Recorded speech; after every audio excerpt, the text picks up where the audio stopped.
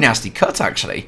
It's cutting sort of across prison and mansion sort of way, and really leaving a big gap. So the big boys in this group is Ronin. They are the main ones we're going to try and keep our eye on. It's the new sort of shaped Ronin. Texas and Kraken in there, but alongside, so they've become a European flavour now. I'm pretty sure they still have an American player, so God bless him for having to get up very early. Yeah, it's going to be definitely an early one. But as you mentioned, it's going to be a bit of a rough plane. You've got one team down in Millie, but as it's cutting pretty much all the way to that east coast, ending around the Lepovka area. Lepovka's going to be rather busy.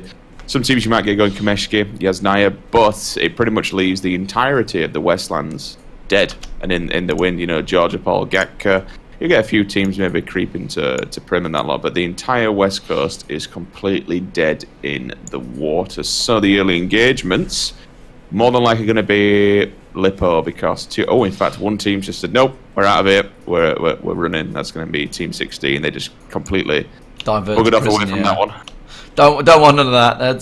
It's interesting. Obviously, he was talking with Larson yesterday. You had him on as well, and he was basically saying even if the plane were to cut off like that, they would still go South Georgie. They'd still find the vehicles and go South Georgie. And I'm interested to see what Ronin are going to do. Looks like they're going for the Team Liquid split strat, where you go around these sort of buildings. I'm just waiting. It's a little bit laggy this morning, it looks like. So it's I'm waiting to see where they land. They are exactly landing there. So they're doing effectively the old Liquid strat, isn't it? They've changed a bit nowadays with obviously the strategy change, but they used to split across these sort of buildings and spread as much as they could. Yeah, you may look for him to try and find a vehicle and then go somewhere. And first circles come in. Pachinki, pretty much with the wastelands, badlands, whatever you want to call it, where the main woodlands are, just above Ferry Pier. That's going to be dead centre. So still a bit rough because you've got about 20% water in there, I would say. 1, 2, 3 teams are in. Azra's from Team 13 might be in trouble because he's got a lot of people just driving towards him. If they catch him over the hill, they might even just run him over. No, he's got the Defilade to play with at least. I think you're going to see him from that angle, but he's trying to run back to his teammates and he ain't got anything whatsoever. He's just out in the open, but I would assume that entire roster is just going to head down to... well, I was assuming Primorsk, but I think they're getting more central. It's not where they're heading. Spread, isn't it? Yeah. It's not the best loot in the world unless they get stuck in Gatka and go between the chopsticks and Gatka. Pachinki's gone if they turn up there without any weapon or anything. So, but yeah, fairly spread. No immediate battles. We've only got 10 teams, so it's going to be a quiet one to kick off with. It was probably a quiet one until the first 5 minutes, to be honest.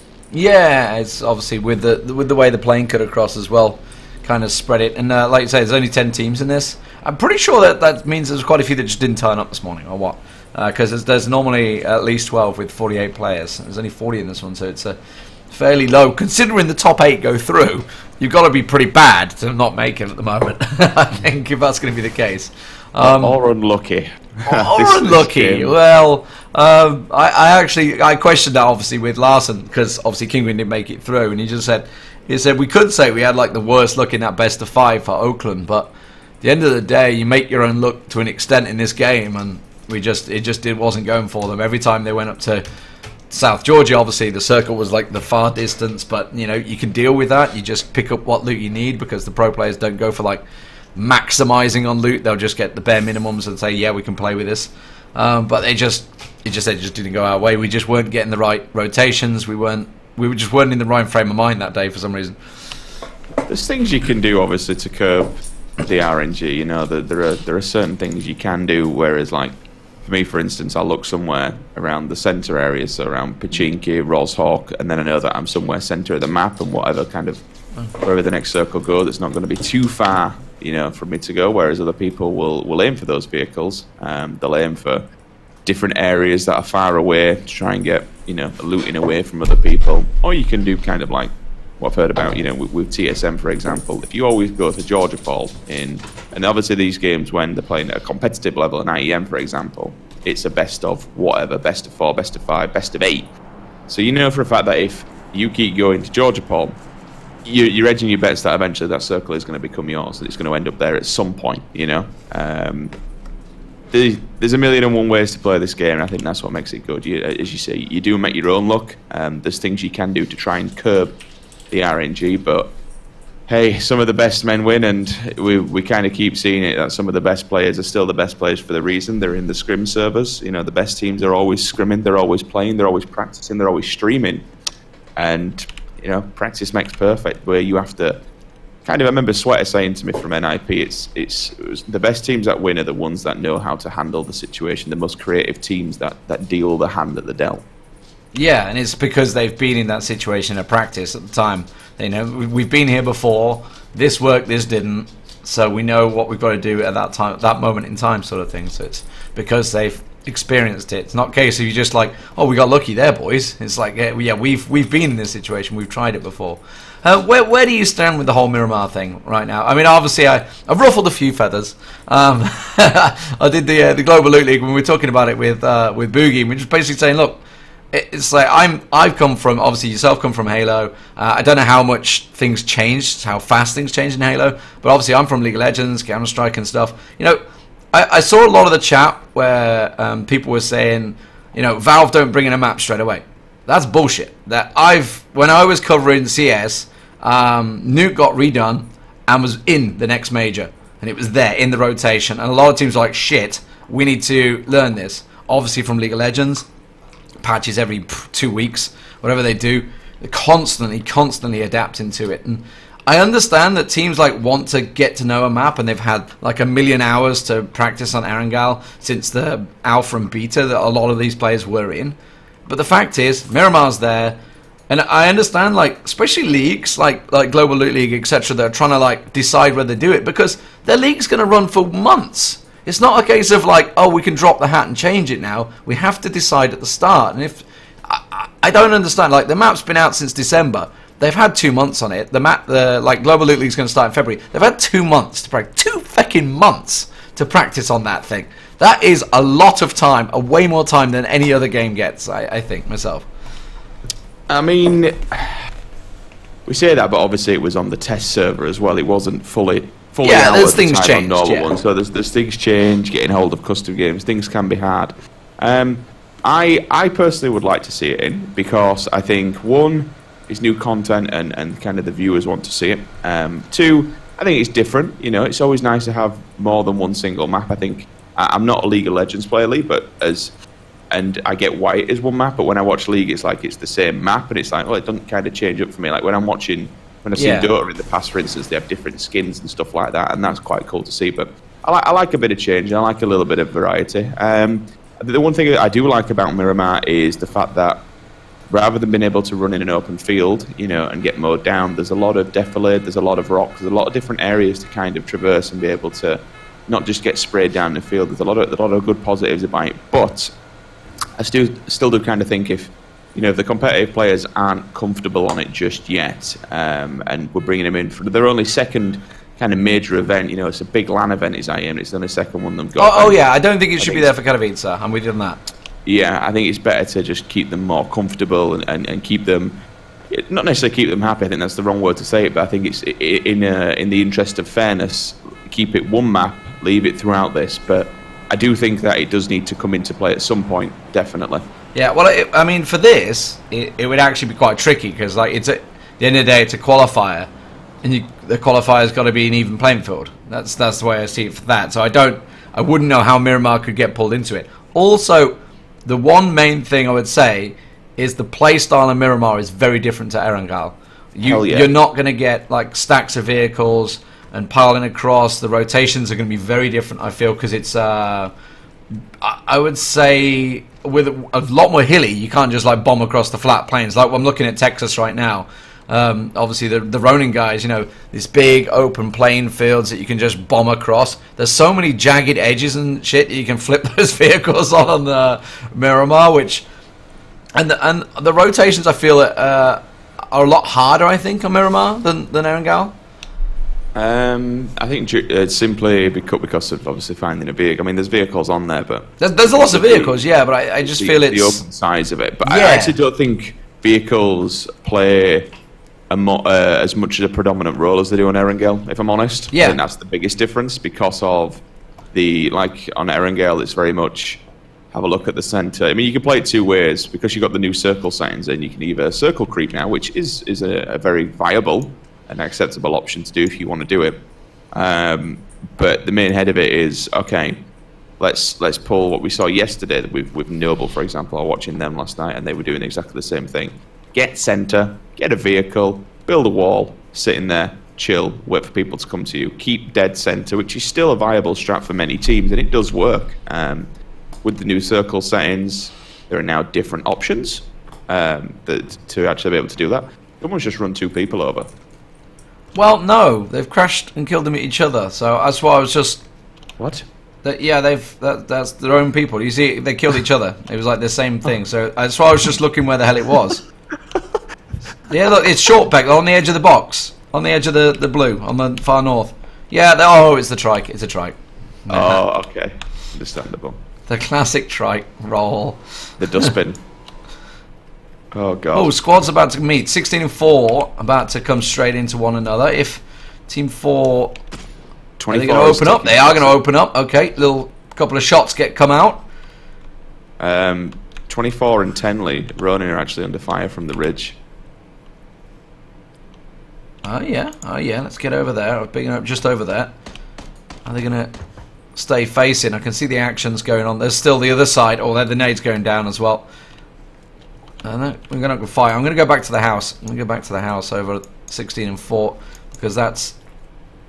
Well, actually, that's pretty much done and dusted because Fancy Pants and Fancy Star have been taken down. There's one man left, which is Dead Skate, and he's getting the hell out of there in a vehicle. There's 2 at the back. No, they're both knocked as well. So, yeah, that's not worked out for him. Yeah, that's that. So, squad wipe. Okay. Back over to the Ronin boys, who, like you say, taking shots from the cover. Texas has got a Car 98, so I don't think they're too bothered about this. They have their cover. Yeah, they got the cover and the deeper in the circle, not by much, to be honest. The interesting thing is that we do have another Team 14 behind Team 10 just come across the bridge now. These are the guys that have made their way over from Sosnovka, and they've got vehicles. It's whether or not they run directly into them. This is going to be a game of luck. I think they're taking the road, so in essence they should scoot by them. But if they do decide to turn in, then it's going to be a fun one. Sorry guys, I'm just telling people in the chat. It's like, who's the other guy? I'm like, it's Rich Sims, the Sims. You gotta know who this is. Hello. Done more PUBG than me. Yeah, Team 10 are just scooting on by. Excuse me, Team 14. However, while doing this, I think he's actually. Kraken's decided to make a move. Yeah, Kraken's getting out of there. So they're making the move into there, and they're gonna have a visit. Simpson taking very low.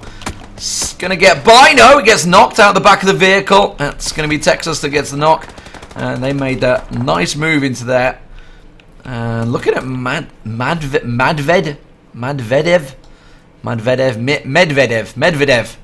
There we go. Bang, nailed it.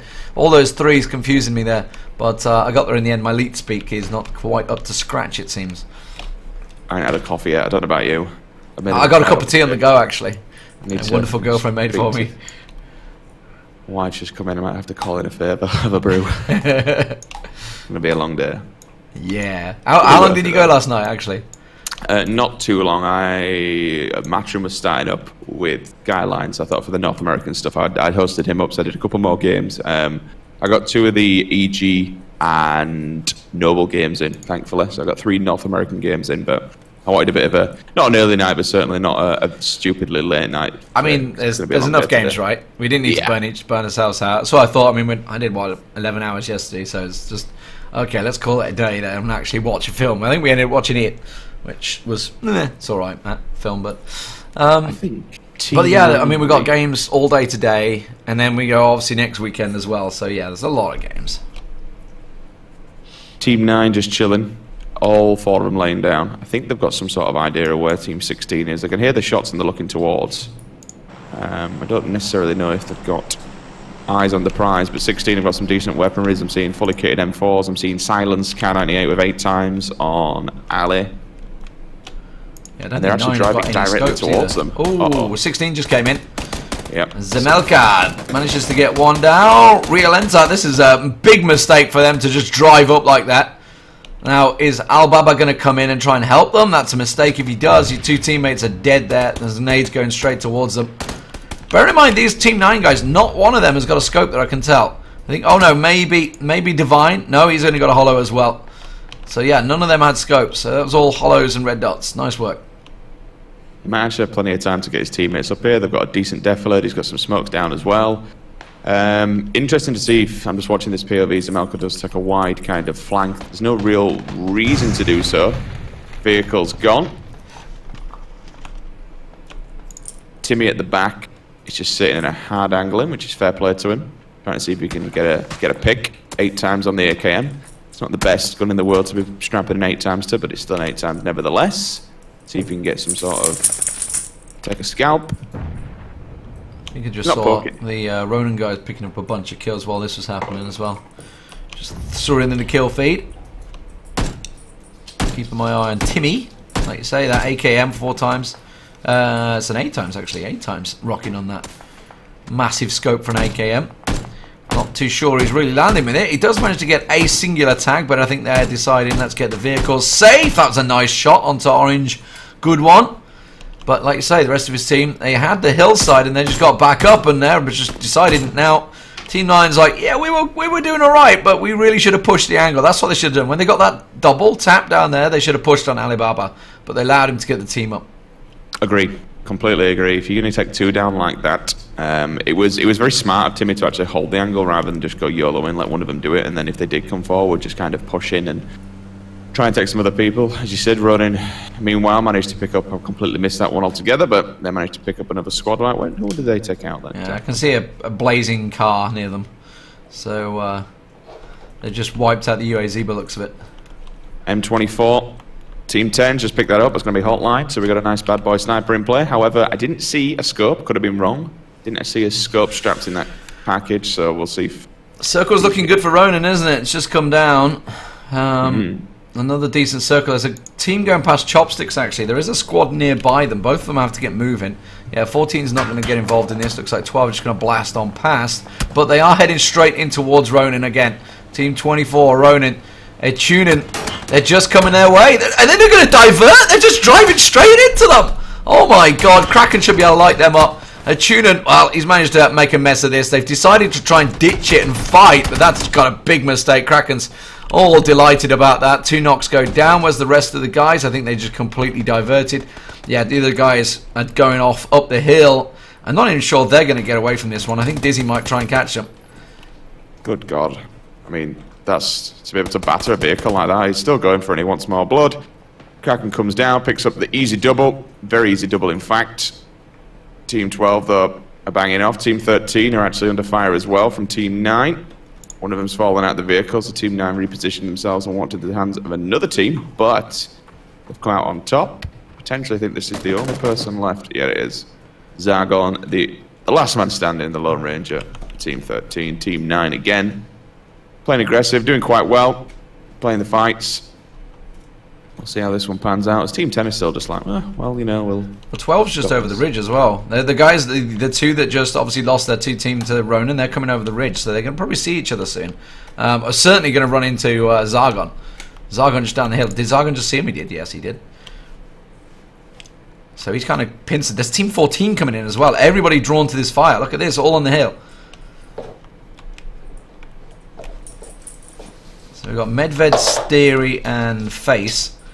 Just to the side, they got Team 12 just off to the north of them.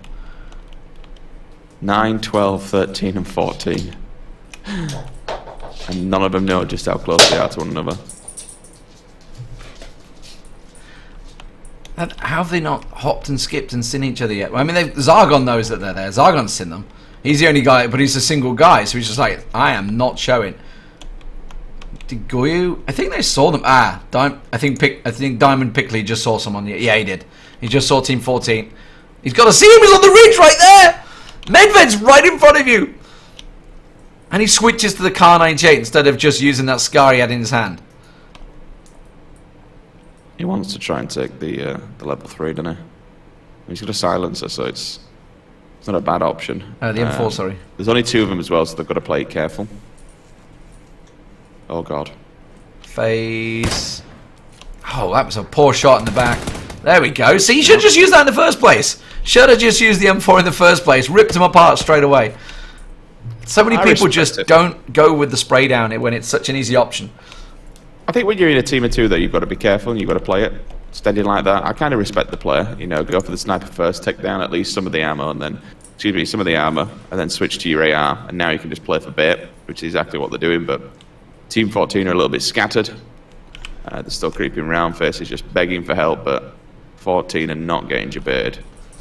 Yeah, okay, so Goyo has the information where the other two are now. He'll be calling out to his teammate who's just off to the left, which is Diamond Pick.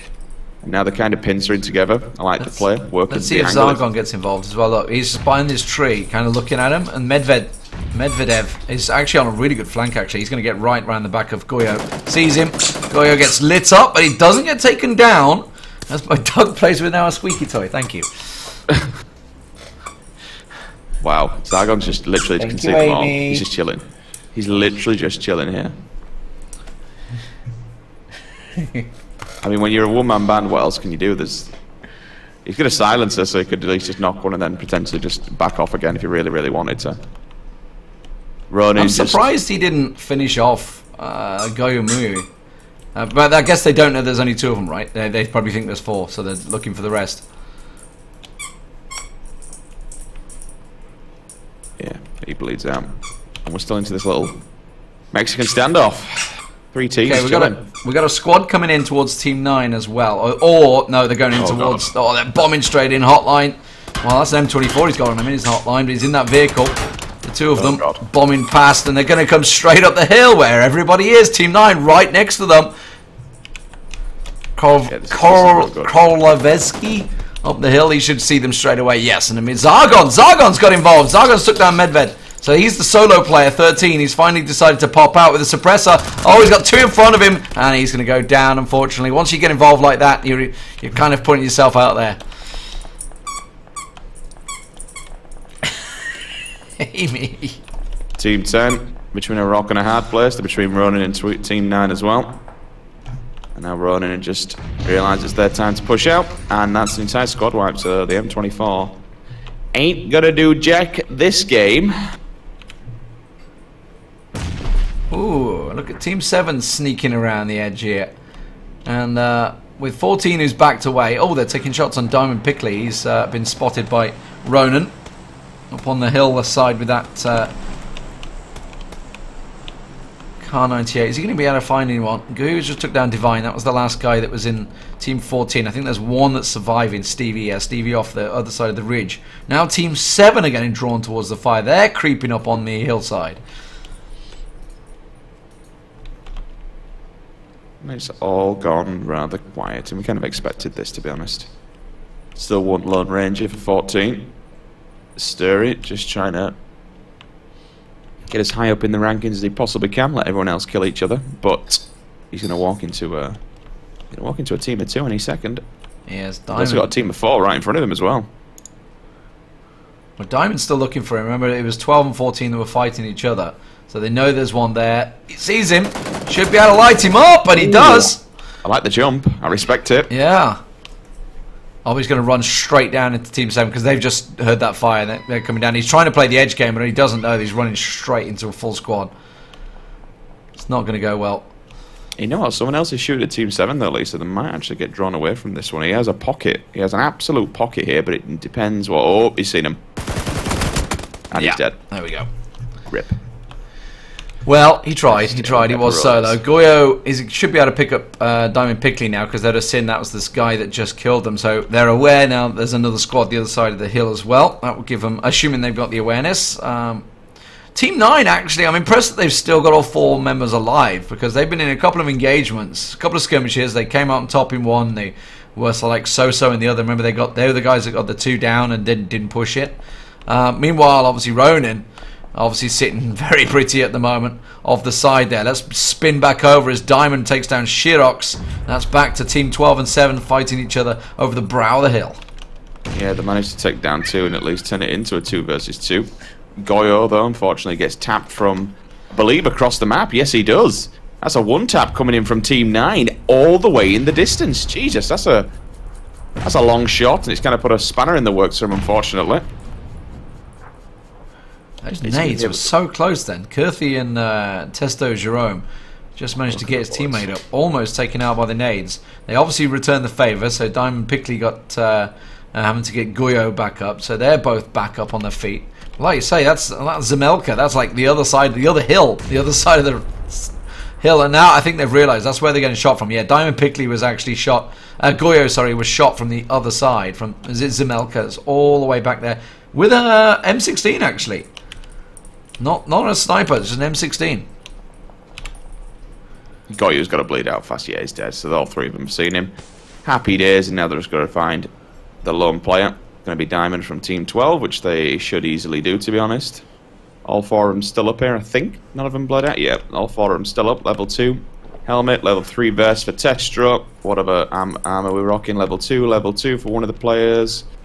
Level 2, level 3. So we've got some level 3 chests among them, which is nice. Instead of level 3 gear. If they can find Diamond Pickley, he's got a helmet for them as well. The circle has pushed Team 16 right behind Team 9.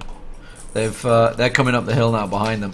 Now remember, these guys engaged each other earlier. This is Timey that was holding the angle, and the other two that were downed. But Alibaba managed to get them. So a bit of revenge maybe from Team 16. I don't know whether they realise that they are creeping up behind them. I think maybe they do because Zemelka's decided to go up the hill. Or whether he's just trying to find a better angle. I can see Orange Good One is keeping an angle, and Divine still looking behind them. So they're aware that there's possibly someone behind them.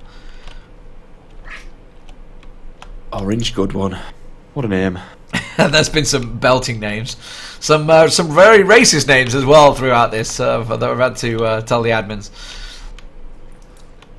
Not too sure how people think they can get away with them without like in a tournament. Oh, Tex just got necked. Where's that from? That's from Team 7, I think. Yeah, Kuthi. Oh wow, they're in the little hut. That's why. That's not a good place to be, honestly. I think at this stage. What's the real name for those huts, Lee? I don't know. I've always just called them huts. Oh.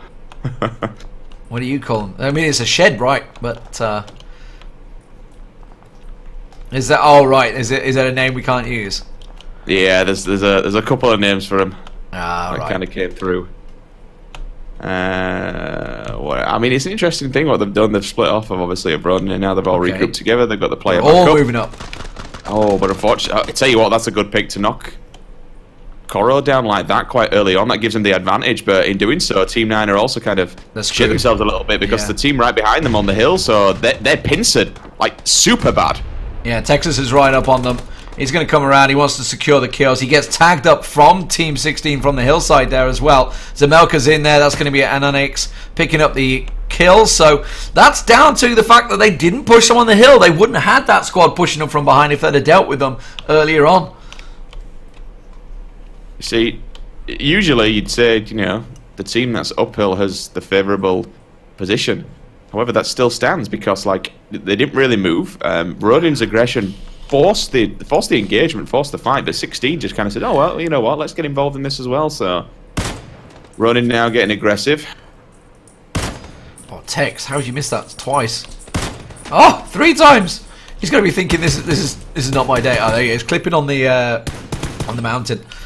Dizzy's managed to land one. His teammate jumps in front of him as he was about to shoot. Tex has got like angles on them all. Okay, there we go. Gets the one down. Timmy on absolutely nothing timing. He gets knocked by him as well. And who they're looking for? There's one last man. Is the other side. On the left side. There he is. He's Relenta. They might not spot him because they're not looking. They're looking at the hillside. He might get a flank in here. Let's have a look at Relenta. He's taking the shots onto Dizzy. Oh, he whiffed them. If you're going to take a shot when you've got them all lined up like that, you've got to make sure they hit. I mean, the better idea from that one would have been just to let them go and then bugger off, to be honest with you, and just try and stay alive and play for second place. And just try and survive. But nope, he thinks, okay, I can do the 1v4, and unfortunately misses completely, just potatoes all of his shots. So these guys, obviously Ronan, expected to be doing well, and they are. 16 kills now, racking them up, and they have one more squad ahead of them. Potential 20, or could we see a spoiler from Team 7, who've only got 3 kills themselves so far, came up behind and managed to get those 3 kills on 12 and